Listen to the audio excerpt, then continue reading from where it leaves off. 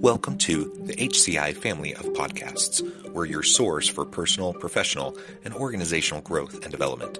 We share our own original research, explore industry trends, and interview executives and thought leaders from across the globe. Join us for practitioner-oriented content around all things leadership, HR, talent management, organizational development, and change management. Maximize your personal and organizational potential with the HCI family of podcasts.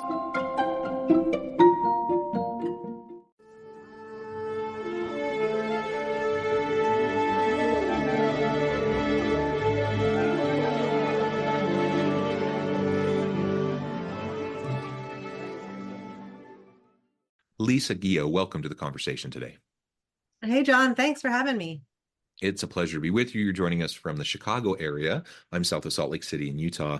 And today we're going to be talking about Lisa's recent book, Find Your Clear Vision, a new mindset to create a vibrant personal and professional brand with purpose.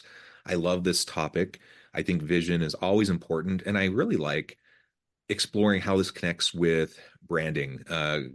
Oftentimes we talk about consumer branding, we talk about organizational branding, employer branding, etc. We also need to focus on personal branding and make sure that we have clear understanding of what we're even trying to accomplish if we can hope to have a good branding strategy. So this is what we're going to unpack together today. As we get started, I wanted to share Lisa's bio with everybody. Lisa is a certified transformational life and leadership coach and branding expert. She helps her clients find the clear vision and bring it to life through her clear vision framework. Her clients include senior level executives of Fortune 500 entertainment and media companies, leaders in marketing and tech, and ambitious entrepreneurs. And I could say a whole lot more about your background, Lisa, but anything else you would like to highlight by way of your background or personal context before we dive on in? I really appreciate what you said about bringing branding into leadership. I come from a graphic design and branding background. I had a brand studio for a long time. And I noticed when clients were about to launch something, whether it be a website, a book out into the world, launch their company, they got super wobbly and started to throw everything in the way. Like, well, you know what? I don't want to pay for that type of plugin. I don't want that type of paper. Like, maybe we should revisit this, and just started delaying the launch. I originally thought it was the design work, the branding. It wasn't. It was all mindset. Oh. And so after that point, I recognized, oh, it's not me. It's mindset. That's when I started into my personal and professional training as a transformational leadership coach. So that's where the blend of both design and creativity and mindset work really comes into play, and it's a lot of fun. Yeah, that's really interesting. And the constant pushing back and delaying, it makes sense that could be, obviously sometimes there are legitimate delays, but oftentimes we do get stuck and we get nervous and we get a little bit scared. And so the mindset of having clarity around what you're trying to accomplish and then having the courage to just put yourself out there, that's a hard thing to do, right? And I imagine that's largely what you're working with clients on is to feel confidence in what their vision is and help them work towards achieving it through their branding strategy.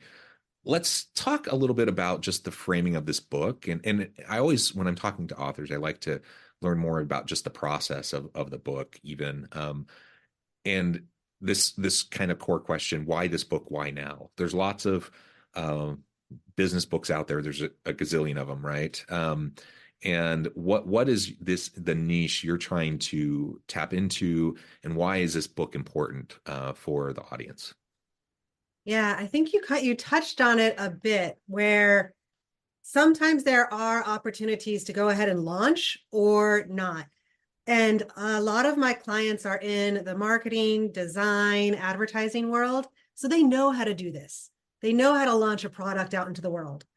But when you turn it around and make it about yourself, whether that's your personal branding, your thought leadership, your leadership brand, that's where we get wonky. That's where things go weird. And so that's all the mindset work. And once I recognized, oh, these folks know how to use the creative process as it relates to launching things out into the world. What if we took that creative process and then applied it to what I call your inner platform, Mm. which really revolves around inner trust, mindset, how to expand your energy so you can laser focus, and your clear vision. Because people with a clear vision become visionary, right? And that's when we can start to look to a leader, for example, and be like, oh, I see what they mean. I see where they're coming from. That's what I want to get on board with that. That's because that person has a clear vision. So how do we actually unpack and create that? Well, this book uses the creative process to do that. Yeah, very cool. And tell us a little bit more about your thinking around the difference between thought leadership and personal branding and how that clear vision component really helps with that distinction. Yes. So oftentimes they're kind of one and the same. People, like to call things one way or another, but personal branding, I really think, is an exchange of energy from me to you. It's how I show up in the world. And if other people are attracted to that energy and want to have a conversation and want to hire me, work with me, collaborate, boom, that can be a personal brand in and of itself. Yeah. It's your reputation, your character. You can apply it online or offline too. Um, Personal or professional branding, or what people are now calling leadership branding, same thing, but it is how it applies into your workplace and how you engage and interact with employees, with staff, clients, customers, etc.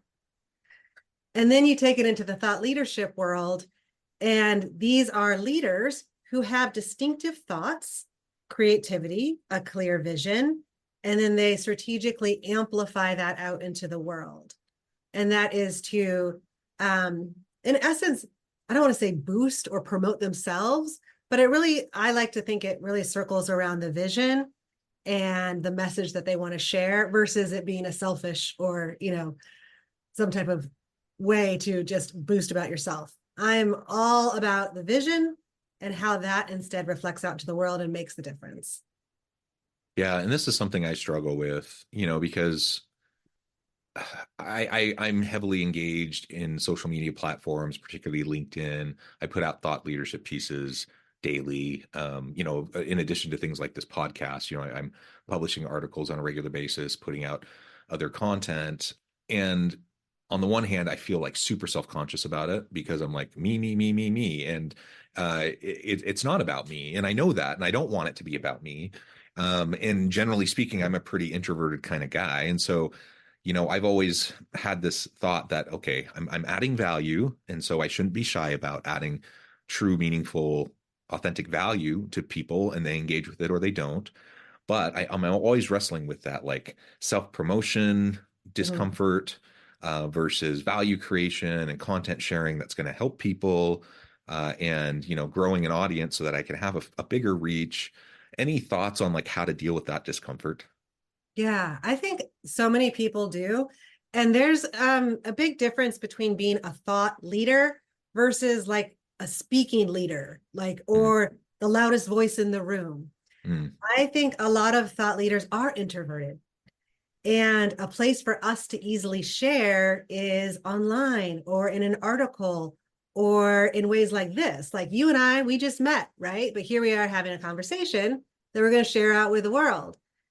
And I like to look at it, instead of selling or self promotion, it's sharing. It's the sharing of the idea. And if you want to peel back another layer there, it's really one of those elements of your inner platform, and that is inner trust, trusting yourself and trusting your decisions. And when you're coming from that high, like, I call it your most vibrant self, your highest self, when you're being your best, that's when you need to make these decisions. That's when you need to press publish. And if you're having the self doubt, just remember, oh, I'm publishing them because I've already made this decision. mm. Right? We waste so much time second guessing ourselves or getting wishy washy. And that's a beautiful way to waste time, money, and energy by Right. second guessing ourselves. Yeah. Yeah, I mean, and the truth is, like, there are times that I'll publish an article, and I'll hit that publish button and I'm like nervous about it, but I feel good about it. And then a day later, I notice a typo, or I notice like there's an idea there that didn't quite hit the way I thought it would, or whatever. And so when you have those moments, it can make it all the harder the next time to actually click that publish button. Because then that self doubt, and you're just thinking, oh, it's not perfect. I need to make sure, like, sit on it longer, make sure that it's perfect. And not to say that you want to put garbage out there, or that you want to put stuff that's sloppy out there. Certainly not. You want to, be professional, and you want to polish your work, etc. But this whole kind of perfectionist kind of mindset that I think a lot of people have really can get in the way. And the truth is, if I hit publish on something, I can go back and fix it. Like Yeah. if I find a problem, I can pull it down, I can fix it, I can put it back up, and it's not that big of a deal, really. And same thing with the podcast episodes. If I realize something later, I can pull it down, I can edit it a little bit more, put it back up. No big deal, really, in the grand scheme of things. Yet that concern around, how is this going to be received, can really paralyze people. Mhm. And to a certain extent, I suppose that's healthy. You want to put your best foot forward, but I think a lot of people tend to get stuck, and they tend to sit on things way too long. Yeah. Thoughts on that, or like experience with that? The like first line on my back cover says, "You're stuck. You have been for a while." Right? I think you nailed it. It's like we get paralyzed. We start to doubt ourselves because in the past I made a spelling error or this and that. I call myself a recovering perfectionist, like to the nines. As a graphic designer, I was paid to be perfect, find the perfect color, the perfect tagline, place the perfect pixel in the perfect place, make sure every single button works. And that perfectionism just followed me all over into all areas of my life, which is, again, a beautiful way to not launch, to continually polish all your work, to not share, and to basically go crazy in your own head. So again, I think as a mindset coach, I will actually ask my clients, like, what is the most cringe-worthy thing you could imagine happening to you if you made a spelling error, right? The world is not going to collapse. You are not going to die. There is no emergency, but we actually practice showing up imperfectly. And it can show up in 100 different ways. Like one client, not even related to thought leadership, but she actually is a thought leader. And we were working on her showing up on LinkedIn daily. But one of her greatest fears was going to a potluck because she did not know what other people put into their food. She wanted to control all of the ingredients that was going into her food. And so a potluck was like a nightmare to her. And so it was just a great metaphor. Well, then how does that show up when all these ingredients of all these people out there on LinkedIn are there to sabotage you? you know? Oftentimes how you are in one area of your life shows up in other spaces. And I would just offer, notice how much time and energy and money we're wasting, kind of spiraling in what I call your paradox pattern, right? If your pattern is I polish everything until it's perfect, which takes me an additional 3 hours, Right. cool, right? Like if that's the choice you want to make, cool. But once you recognize it, then you're going to notice, oh, I'm doing that because I'm trying to be perfect. Yeah. And I'm all about iteration too. And sometimes I think we're all building the plane while we fly it. And so there's always imperfections. There's always learning that's occurring. There's always adjustments or changes you're going to make. Like, I don't think there's almost anything that I put out there that if I revisit it a month later, that I'm not going to think, oh, that's, I would have changed this, or I would like, that's just the way it is. But if you're consistent, you're able to iterate over time in rapid fashion. And you don't get that iteration if you're sitting on things for a long time. And the reality is you're sitting on it because in part you're fearful of making mistakes or how it's going to be received. But once you get it perfect the way you think it's perfect, guess what? They're still like people are still going to poke holes in it at times, or they're, take issue with something or whatever, or you're still going to realize, oh, there's a better way I could have said that. That's still going to happen. It's always still going to happen. So, not getting too stuck, I think is really key, and just getting in a regular practice. Like I was talking with an artist recently a year or so ago. He's a local painter, and he's prolific. Like he has his stuff everywhere, and he has some really pretty high profile things, but he's prolific. He just puts out so much. It's kind of like Monet and the water lily paintings, right? Like he's just like he's in the habit of painting daily, and he's very systematic about it. And he knows that a lot of times, what he produces isn't the greatest, but because he's in that habit, in that pattern, and because he's not scared to share what he's created, those gems do emerge. And it's not every day, it's not even every week, but every so often there's something that's inspired, right? And there's something that is just Exactly. Yes. extra extraordinary, right? And I feel much the same way about my writing. Like there's I think all of what I do adds value, otherwise I wouldn't do it.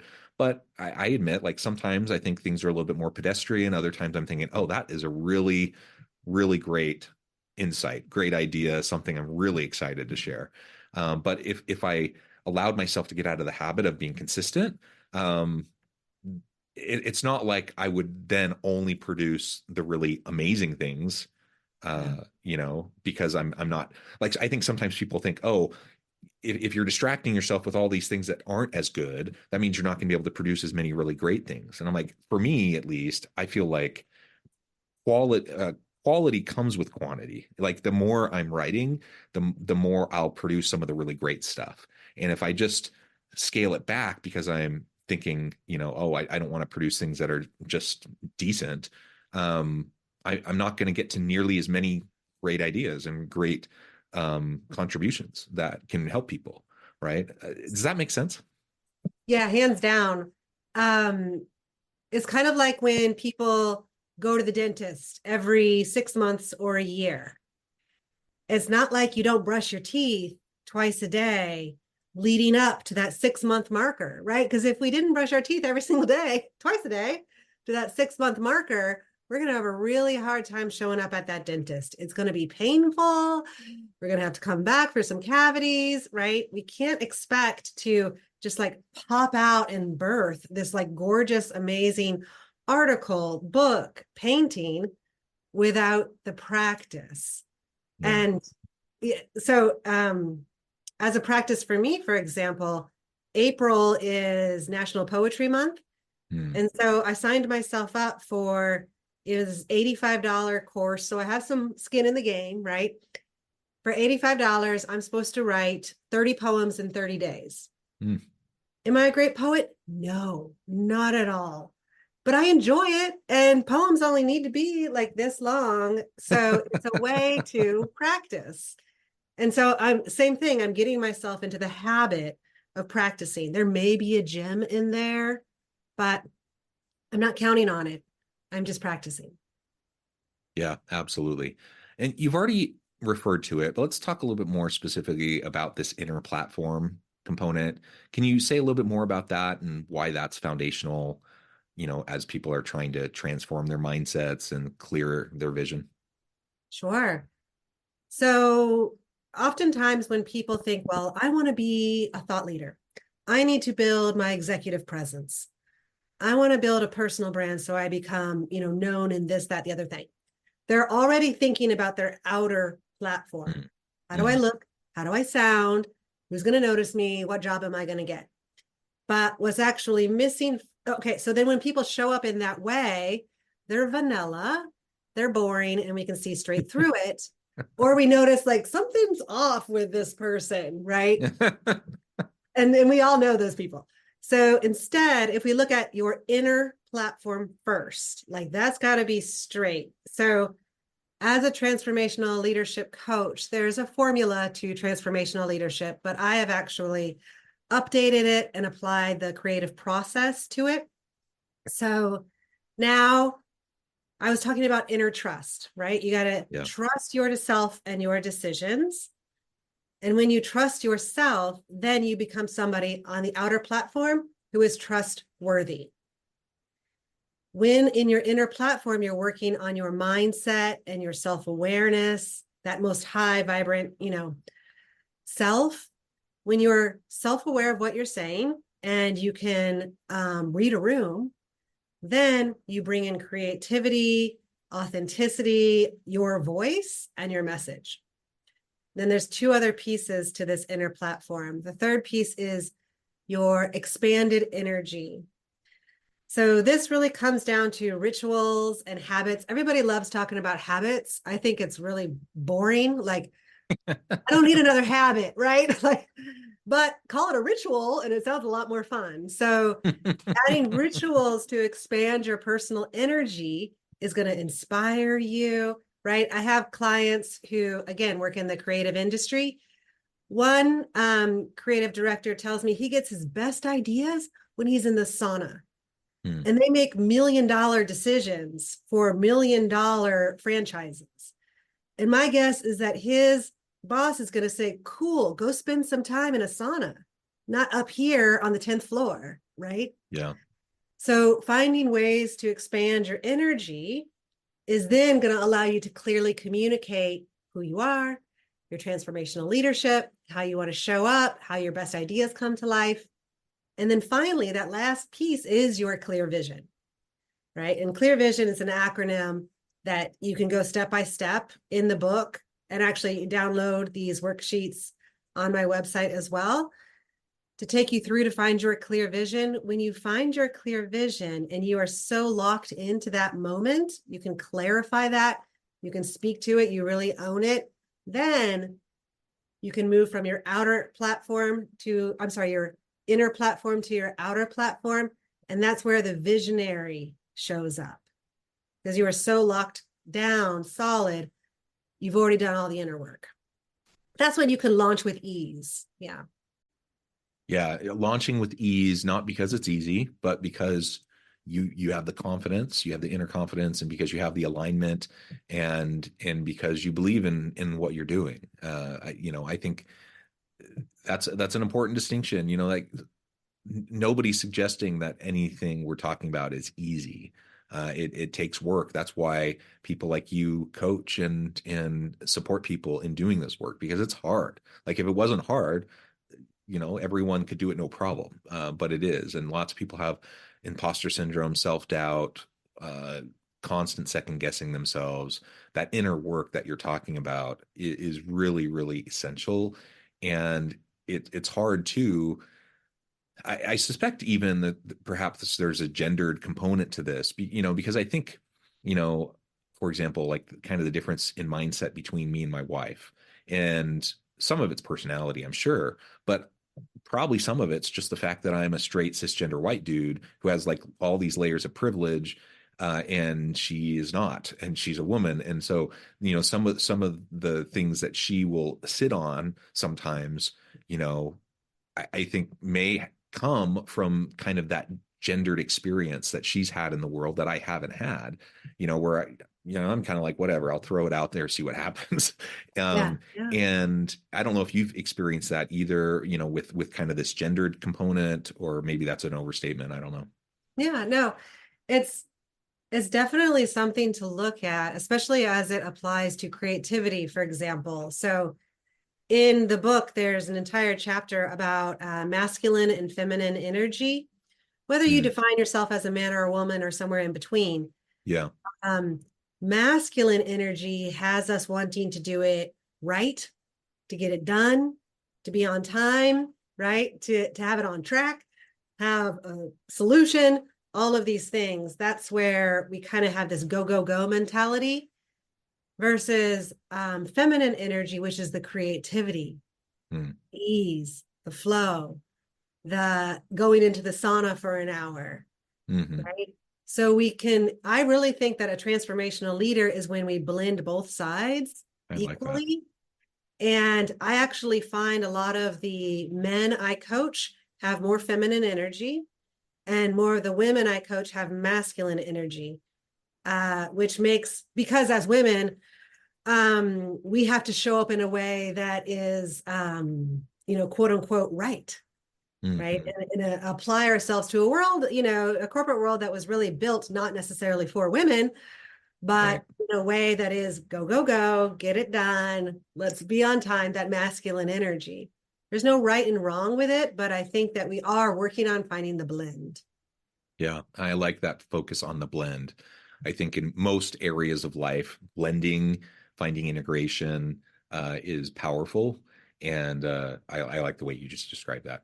Well, Lisa, I know the time. I need to let you go here in just a minute. But before we wrap things up for today, I wanted to give you a chance to share with the audience how they can connect with you, find out more about your work, where they can find your book, and then give us a final word on the topic for today. Yeah, so the book, Find Your Clear Vision, we've got this on Amazon. You can also find it on my website at bebrightlisa.com. I'm on Instagram, bebrightlisa, LinkedIn, Lisa Guillot, Guillot, like the guillotine, but without the teen.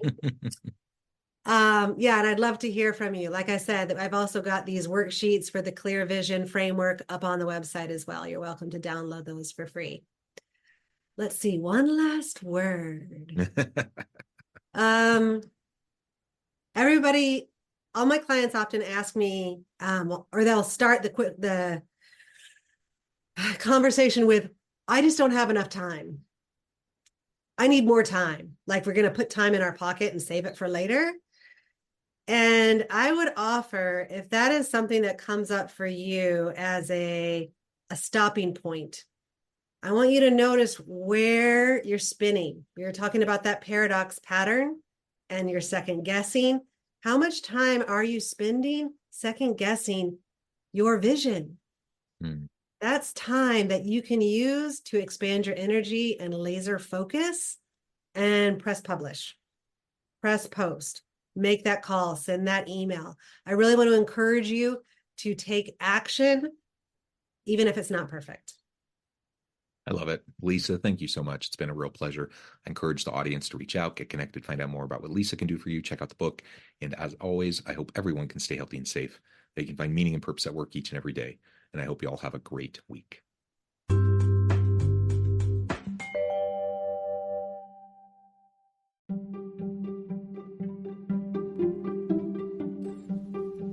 Thanks for joining us for this episode of the podcast.